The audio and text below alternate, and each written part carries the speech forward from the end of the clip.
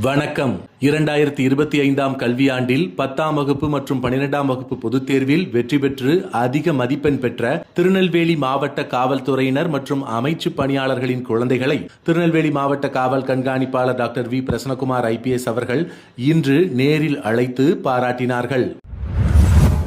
திருநெல்வேலி மாவட்டத்தில் பெற்ற மகளை பாலியல் தாக்குதல் செய்த வழக்கில் தந்தைக்கு 14 ஆண்டுகள் கடுங்காவல் சிறை தண்டனை மற்றும் ரூபாய் 10,000 அபராதம் விதித்து தீர்ப்பு வழங்கப்பட்டுள்ளது. கோடை வெப்பம் காரணமாக தமிழ்நாடு முழுவதும் பொதுமக்கள், விவசாய கூலிகள், கட்டுமான தொழிலாளர்களுக்கு அரசு மருத்துவமனைகளில் இலவசமாக ORS கரைசல் வழங்க தமிழக அரசு உத்தரவிட்டுள்ளது. அரசு மருத்துவமனைகள், சுகாதார நிலையங்களில் போதிய ORS இருப்பில் வைக்கவும் அறிவுறுத்தப்பட்டுள்ளது. வெப்ப தாக்குதலால் பாதிக்கப்பட்டவர்களுக்கு சிறப்பு வார்டுகள் அமைக்கவும் உத்தரவிடப்பட்டுள்ளது.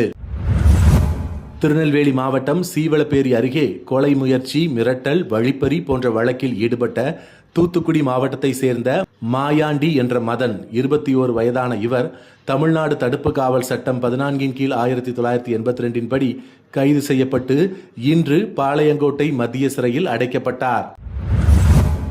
நாடு முழுவதும் ரயில்கள் மற்றும் ரயில் நிலையங்களில் புகைப்பிடிப்பதற்கு முற்றிலும் தடை விதிக்கப்பட்டுள்ளதாக மத்திய ரயில்வே துறை மீண்டும் விளக்கம் கொடுத்துள்ளது. சென்னை எழும்பூர் சென்ட்ரல் ரயிலடி மற்றும் அதன் வளாகத்தில் புகைப்பிடித்ததாக 219 பேருக்கு அபராதம் விதிக்கப்பட்டுள்ளது. இந்திய தலைநகர் டெல்லியில் அதிகரித்து வரும் கோடை வெயிலின் தாக்கத்தால் புதிய செயல் திட்டத்தை வெளியிட்டுள்ளது அந்த மாநில அரசு. பள்ளிக்கூடங்களில் உள்ள மாணவர்கள் தண்ணீர் குடிப்பதை உறுதி செய்யும் வகையில் வாட்டர் பெல் சிஸ்டம், பேருந்து நிறுத்தங்களில் தண்ணீரை சாரல் போல் தெளிக்கும் மிஸ்டிங் முறை உள்ளிட்டவை அடங்கிய சில் பிளான் அறிவிக்கப்பட்டுள்ளதுக்கு மக்கள் வரவேற்பு தெரிவித்துள்ளனர் என்று செய்திகள் வெளியாகியுள்ளது.